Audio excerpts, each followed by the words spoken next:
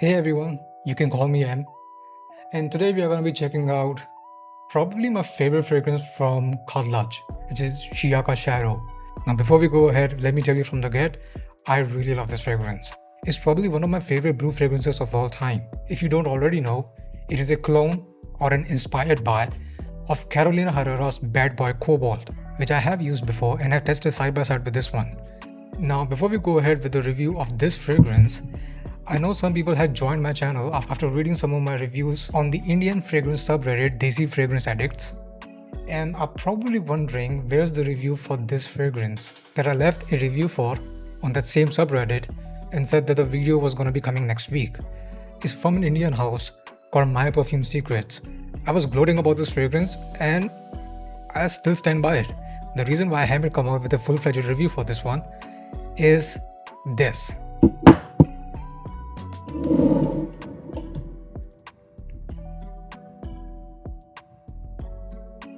I liked the house so much that I've ordered quite a few more fragrances from them. And these are just the 30ml bottles. I have probably 10 8ml fragrance samples from them.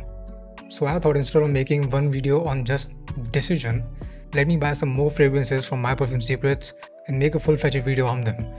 I'm gonna be coming out with a review of these 4 fragrances next week. So if you are an Indian guy or gal and wanna know what are my opinions on these fragrances, subscribe to my channel. I'm gonna try coming up with a review for these fragrances next week. Keeping them aside, let's go back to this one. A lot of people are not really fan of this bottle design.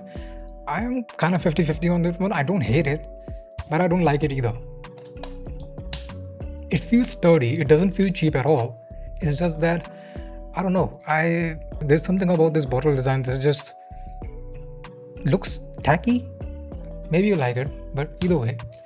Now, if you go and check the note breakdown of this fragrance, you will find that one particular note is conspicuously absent here. And that is what Bad Boy Cobalt is known for, which is plum. If you go on Fragrantica and just look up Shiyaka Shadow and don't find plum there, do not worry. The plum, just like the Bad Boy Cobalt, is quite evident over here. If you spray Bad Boy Cobalt and this side by side, you might find some differences in the opening, but as the fragrance dries down, it gets really similar.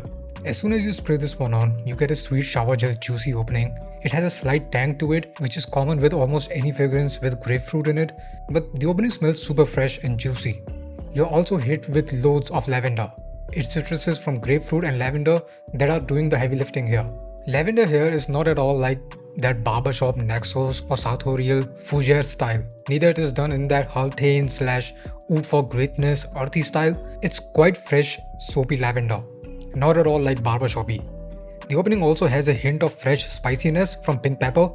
It's not dark or earthy spiciness, but a fresh mix of that classic blue shower gel freshness and some edge from pink pepper.